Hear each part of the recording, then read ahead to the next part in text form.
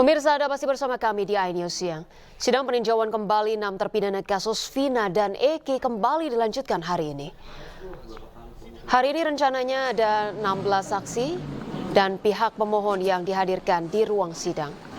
Pihak pemohon akan menghadirkan saksi yang melihat peristiwa kecelakaan di flyover Talun, lokasi Vina dan Eki ditemukan. Keterangan saksi-saksi ini dianggap bertentangan dengan dakwaan dan putusan yang telah dikeluarkan oleh pengadilan terhadap para terpidana.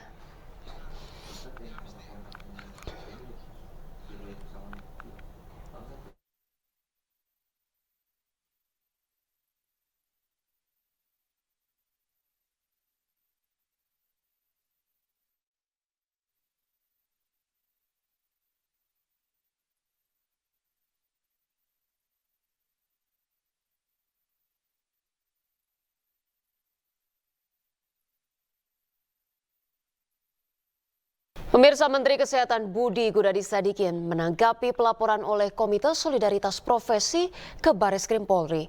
Pelaporan dilayangkan atas dugaan penyebaran berita bohong terkait adanya pemerasan hingga puluhan juta rupiah terhadap almarhumah Dr. Aulia.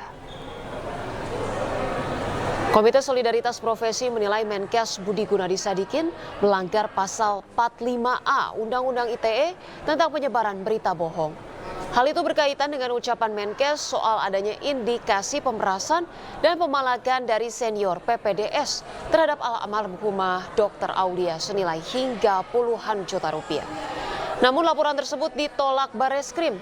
Penyidik Bareskrim meminta Komite Solidaritas Profesi melakukan mediasi terlebih dahulu dengan pihak Kementerian Kesehatan.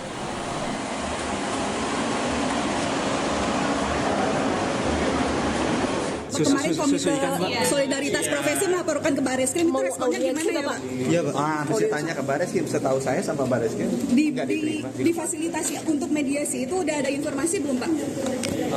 Saya belum dikontak. Kalau diundang untuk audiensi mau Pak? Ya, artinya kalau mereka mau datang, silakan. Ya, sebelumnya pemirsa, Kementerian Kesehatan menemukan indikasi pemerasan hingga puluhan juta rupiah yang dilakukan dokter senior PPDS Undip terhadap almarhumah Dr. Aulia. Sementara itu Polda Jawa Tengah telah memeriksa 11 orang saksi guna mendalami adanya unsur pidana dalam dugaan perundungan Dr. Risma.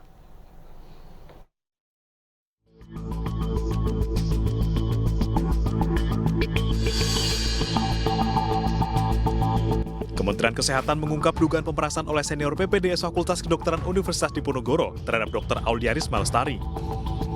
Permintaan uang berkisar antara 20 hingga 40 juta rupiah per bulan. Hasil investigasi Kemenkes ini telah diterima Polda Jawa Tengah untuk diperiksa lebih lanjut. Menteri Kesehatan Budi Gunadi Sadikin membeberkan praktik perundungan di lingkungan PPDS sudah terjadi puluhan tahun dan harus segera dihentikan. Selain perundungan, Menkes juga mengungkap adanya dugaan pelecehan seksual. Ini sudah puluhan tahun tidak pernah bisa diselesaikan secara tuntas karena memang kurang komitmen dari para stakeholder. Nah kemarin sebenarnya saya sendiri sejak menjabat ini kali ketiga saya meminta agar ini dihilangkan. Banyak profesi-profesi lain yang perlu tangguh. Kan perundang ini selalu juga supaya tangguh. Ya TNI, polisi juga kurang tangguh apanya gitu. Pilot juga masih harus tangguh. Dan mereka bisa dilatih tanpa perundungan. Jadi tidak benar bahwa perundungan itu dipakai sebagai alasan untuk menciptakan tenaga-tenaga yang tangguh. Dan perundang ini kan sudah keterlaluan. Itu benar-benar dirundung secara fisik dan mental. Kemudian ada sexual harassment juga, diminta uang juga. Ya, menurut saya sih udah keterlaluan. Dan puncaknya pada saat kemarin akhirnya ada yang tidak tahan dan akibatnya meninggal, ayahnya juga meninggal. Menurut saya ini sudah keterlaluan. Sementara itu Polda Jawa Tengah telah memeriksa 11 orang saksi terkait kasus tewasnya Dr. Aulia. Belasan saksi ini terdiri dari keluarga korban, dokter rekan satu angkatan, hingga saksi dari Kementerian Kesehatan atau Kemenkes RI. Tidak menutup kemungkinan, polisi juga akan memeriksa dokter senior di RSUP Dr. Karyadi, tempat Dr. Aulia Risma Lestari bertugas sebelum ditemukan meninggal. Pemeriksaan saksi ini pasti akan berkembang lagi, akan kita lakukan pemanggilan. Laporannya apa Pak? Apakah perundungan, intimidasi atau? Jadi laporan polisi yang disampaikan kepada pihak kepolisian yang pertama adalah perbuatan tidak menyenangkan, kemudian penghinaan, kemudian juga ada pemerasan. Dr. Aulia Risma Lestari ditemukan meninggal secara tidak wajar di kamar kosnya di Jalan Lepong Sari Raya, Semarang, Jawa Tengah pada 12 Agustus lalu. Kuat dugaan kematian dokter asal Tegal ini bermuara pada perundungan yang diterimanya di kampus dan rumah sakit. Pemirsa, kasus pembunuhan Nia Kurniasari, gadis penjual gorengan keliling, masih menjadi misteri. Keluarga menyebut korban sehari-hari berjualan kuliah demi menghidupi keluarga dan menabung untuk biaya kuliah.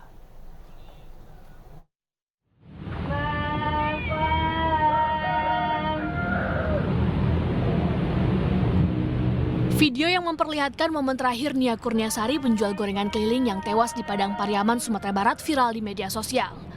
Gadis berusia 18 tahun itu ditemukan tewas setelah dilaporkan hilang selama 2 hari. Jasad korban ditemukan dalam keadaan terkubur dalam tanah di daerah perbukitan sekitar 1 km dari rumahnya. Diduga korban diperkosa terlebih dahulu sebelum dibunuh. Korban merupakan tulang punggung keluarga karena ia hanya tinggal dengan sang ibu yang sedang sakit-sakitan. Nia berjualan gorengan sejak duduk di bangku SMP. Saat ini Nia sedang menabung untuk biaya kuliah. Kali kue Pak, gorengan punya orang Pak. Dia ambil persennya Pak. Dari anak aku satu-satu nih kumpulannya Pak. Itulah awal de bangsa ya Pak. Nggak usah ibu mengalah, ibu sakit. Dia lawan mencari piti. Itu kecilnya Pak. Dan aku ya pengen kuliah Pak. Ingin kuliah. Piti ndak ada. Ania ada piti. Ya galunggu aja lah Pak, pitinya segete Pak. Oh iyalah. Hingga kini pihak kepolisian masih terus memburu pelaku. Sebelumnya Nia Kurniasari sempat dilaporkan hilang sebelum ditemukan tewas. Korban dibunuh dan jasadnya ditemukan terkubur di perbukitan. Dari Kabupaten Padang Pariaman, Sumatera Barat, Eka Guspriyadi, iNews melaporkan. Pemirsa, sidang lanjutan PK 6 terpidana kasus Vina digelar hari ini. Akan ada 16 saksi dari pihak pemohon yang dihadirkan di ruang sidang. Dan untuk mengetahui bagaimana situasi di sana, kita akan bergabung dengan rekan Faisal Rinaldi di Pengadilan Negeri Cirebon. Baik, selamat siang Faisal. Apa ada fakta terbaru yang ditemukan dalam sidang hari ini? Silahkan dengan laporan Anda. Ya, Ocha, memang ada beberapa fakta yang tadi diungkap oleh ketiga saksi yang sudah memberikan keterangan, yakni ada Ibnu, kemudian kedua saksi lainnya yang merupakan atau yang mengetahui bahwa ada penggerebekan yang dilakukan oleh para terpidana terhadap AF. Nah, perlu kita ketahui, Ocha dan juga pemirsa, AF ini merupakan saksi kunci pembunuhan kasus Vina dan juga Eki yang terjadi 2016 lalu, di mana saksi AF ini pada 2016 lalu mengatakan bahwa ia melihat adanya kejaran antara para terpidana dengan Vina dan juga Eki pada malam kejadian 27 Agustus 2016. Nah, memang korelasinya seperti apa? Memang para kuasa hukum dari 6 terpidana ini menduga AF ada atau menyimpan rasa dendam kepada para terpidana karena pada H-2 atau 2 hari sebelum kejadian 27 Agustus itu para terpidana ini menggerebek AF yang diketahui membawa seorang wanita di tempat cucian mobil atau di tempat tinggalnya. Nah, ini yang menjadi dugaan para kuasa hukum terpidana yang menduga bahwa kesaksian AF tersebut dikarenakan adanya dendam atau rasa dendamnya terhadap para terpidana karena memang digerebek pada malam itu. Kemudian dapat kami informasikan pula, Ocha dan juga pemirsa, tadi Anda menyampaikan ada sekitar 16 saksi. Nah, tadi kami mendapatkan informasi terbaru bahwa hari ini ada satu saksi tambahan yang alias total keseluruhan saksi ini ada sekitar 17 orang saksi yang akan memberikan keterangan di dalam persidangan hari ini. Di mana selain ketiga saksi yang tadi sudah memberikan keterangan, nantinya juga ada saksi Dede. Nah, saksi Dede ini merupakan saksi kunci juga sama seperti AF yang menjelaskan atau yang mengatakan bahwa ia melihat adanya kejar-kejaran antara terpidana dengan almarhumah Vina dan juga almarhum Eki pada 27 Agustus 2016 lalu. Namun beberapa waktu yang lalu Dede ini membantah atau mencabut keterangannya dan mengatakan bahwa keterangan pada 2016 lalu yang ia katakan adalah bohong dan pada saat itu ia diarahkan oleh ayah dari almarhum Eki Eki, yakni Ibtu Rudiana. Itu yang kita sama-sama tunggu keterangannya atau keterangan Dede pada persidangan hari ini. Selain itu juga memang ada sejumlah saksi lainnya yang akan dihadirkan di dalam persidangan hari ini. Mulai dari yang akan membahas terkait kecelakaan, kemudian juga akan membahas terkait keberadaan Eki, yakni tadi kami mendapatkan informasi bahwa nantinya ada teman almarhum Eki yang akan dihadirkan sebagai saksi pada hari ini. Kita nantikan Ocha keterangan saksi lain yang akan memberikan keterangan pada persidangan hari ini. Demikian Ocha, kembali ke Anda. Iya, baik Faisal, dapat Anda konfirmasi kembali apa yang menjadi agenda utama dari sidang kali ini dan terkait dengan novum-novum ataupun bukti baru ini dapat Anda konfirmasi kembali. Faisal, silahkan.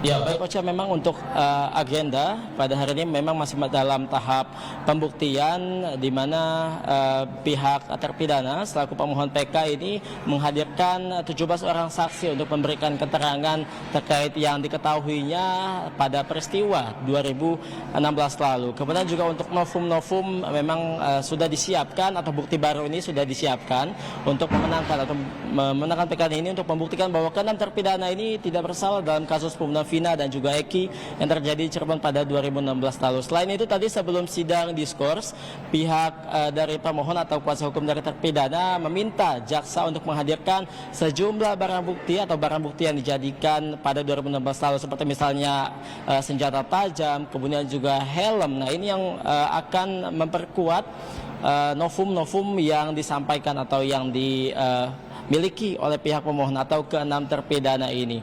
Ocha. Baik, terima kasih Faisal Renaldi melaporkan langsung dari Pengadilan Negeri Cirebon. Salam sehat, selamat bertugas kembali.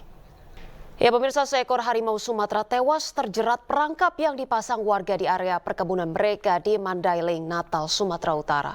Saat terjerat, harimau masih dalam keadaan hidup, namun warga sengaja tak melapor petugas.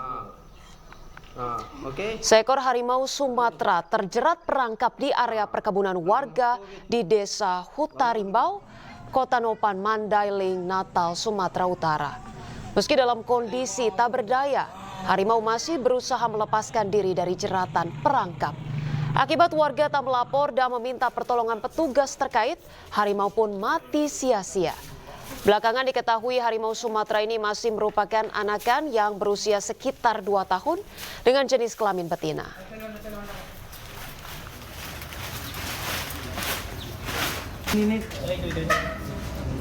Irsa, Majelis Hakim mengabulkan penangguhan terdakwa kasus pemelihara landak Inyoman Sukena. Penangguhan terdakwa berlaku sejak 12 hingga 20 September 2024.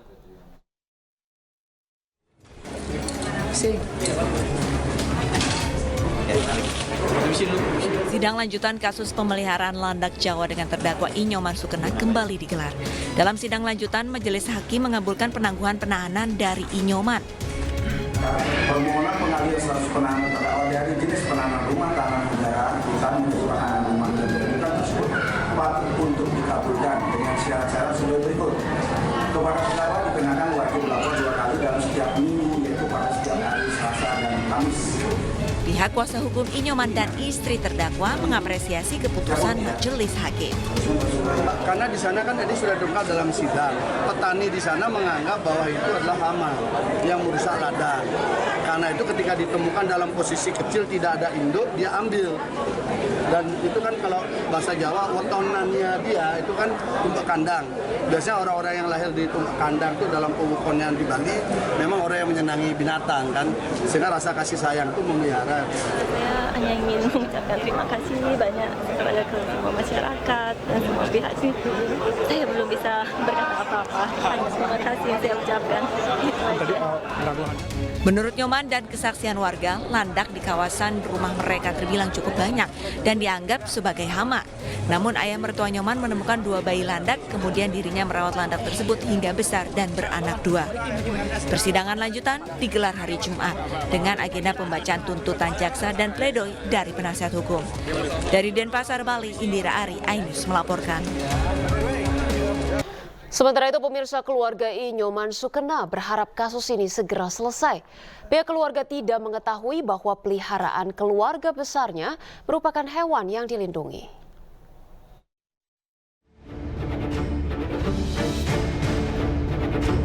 Inilah kandang yang sebelumnya menjadi tempat tinggal landak Jawa yang dipelihara I Nyoman Sukena. Kandang ini berada di dalam rumah Nyoman karena dikhawatirkan akan diganggu anjing peliharaannya. Sebelumnya, landak Jawa ditemukan oleh ayah mertua Nyoman, kemudian dirawat saat masih kecil. Ketika besar, kedua landak ini beranak 2 dan total menjadi 4 ekor. Namun niat Nyoman sekeluarga memelihara landak Jawa ini berbuntut panjang. Kini Nyoman terancam dibui 5 tahun karena ketidaktahuannya akan landak yang dipelihara merupakan hewan yang dilindungi. Udah dari kecil dipelihara Pak ya? 4 ekor itu udah 2. Kemudian beranak di sini 2. Itu aja sih. Untuk kesehariannya memang dipelihara dengan baik atau gimana Pak? Sebelumnya? Ya, dipelihara dengan baik. Pak, kalau katanya ada laporan, ini yang laporin siapa sih Pak? Kalau boleh tahu?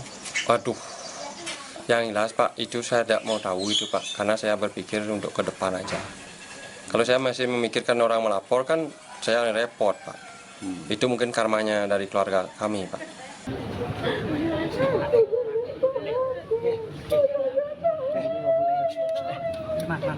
Kasus ini viral di media sosial setelah I Nyoman Sukena, 38 tahun, menangis histeris usai keluar dari ruang sidang di Pengadilan Negeri Denpasar, Bali. Landak Jawa atau nama latinnya Hysterix javanica merupakan salah satu hewan endemik Indonesia yang dilindungi.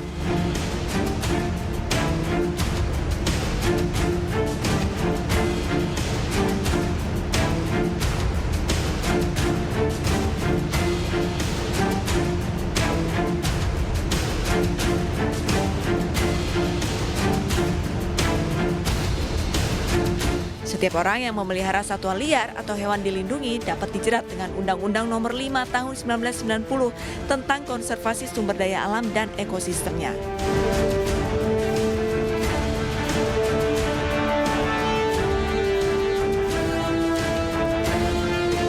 Nyoman ditetapkan sebagai tersangka oleh Polda Bali pada Maret 2024 lalu karena memelihara 4 ekor landak Jawa. Di hadapan majelis hakim, Nyoman mengaku tidak memahami jika landak Jawa merupakan hewan yang dilindungi, mengingat di sekitar rumahnya di Desa Bongkasa, Kabupaten Badung, Bali, masih banyak landak Jawa yang berkeliaran. Dari Badung, Bali, Bagus Alit, iNews melaporkan. Pemirsa, memelihara ikan yang dilarang, seorang kakek di Malang, Jawa Timur harus mendekam di penjara usai divonis 5 bulan. Namun ia merasa tidak bersalah karena ikan alligator guard tersebut dipelihara jauh sebelum adanya undang-undang pelarangan memelihara ikan predator.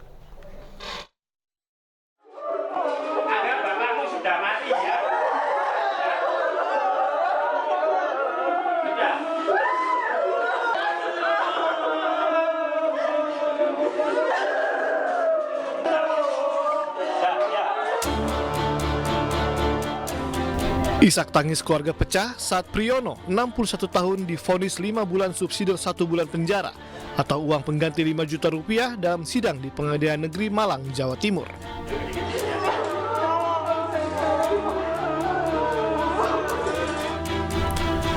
Hakim Ketua Iwayan Eka menyatakan Priyono bersalah telah memiliki dan memelihara 8 ekor ikan alligator guard yang dilarang sesuai dengan pasal tindak pidana perikanan.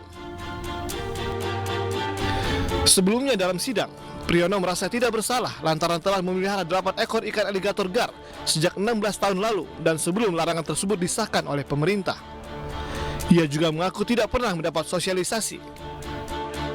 Saya tidak bisa apa-apa, saya terima apa adanya. Memang orang kecil ini nggak bisa berbuat apa-apa. Undang-undang itu satu ditunjukkan, nanti ngepangnya banyak untuk menjerat orang ini. Saya ini ibaratnya ikan kecil yang sudah di mulutnya ini, alligator ini, predator, sudah di mulut saya ini ya. Nggak bisa apa-apa Pak, kecuali belas kasihan dari Pak Hakim. Kuasa hukum Priyono menilai seharusnya kliennya berhak divonis bebas. Selain tidak mengetahui adanya pelarangan itu, Priyono juga tidak pernah terlibat masalah hukum. Terkait putusan hari ini terlalu memberatkan di keluarga juga, bahwasanya kan saya sudah mengajukan untuk putusan bebas paling tidak seringan-ringannya putusan percobaan yang dimana terdakwa bisa menjalankan di rumah. Dengan adanya percobaan itu wajib lapor, tapi hakim berpendapat lain. Sementara itu, jaksa penuntut umum menilai, meski vonis lebih ringan dari tuntutan, namun putusan ini sudah memenuhi rasa keadilan dan ringan untuk terdakwa.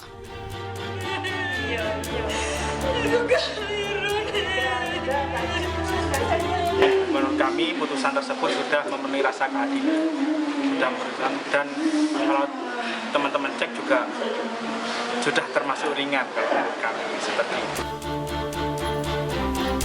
Priyono ditahan Kejari Malang sejak 6 Agustus lalu. Sementara 5 ekor ikan aligator gar miliknya dimusnahkan oleh pihak Polda Jawa Timur dan Balai Pengelolaan Sumber Daya Pesisir dan Laut. Dari Malang, Jawa Timur, Denny Irwansyah, iNews melaporkan.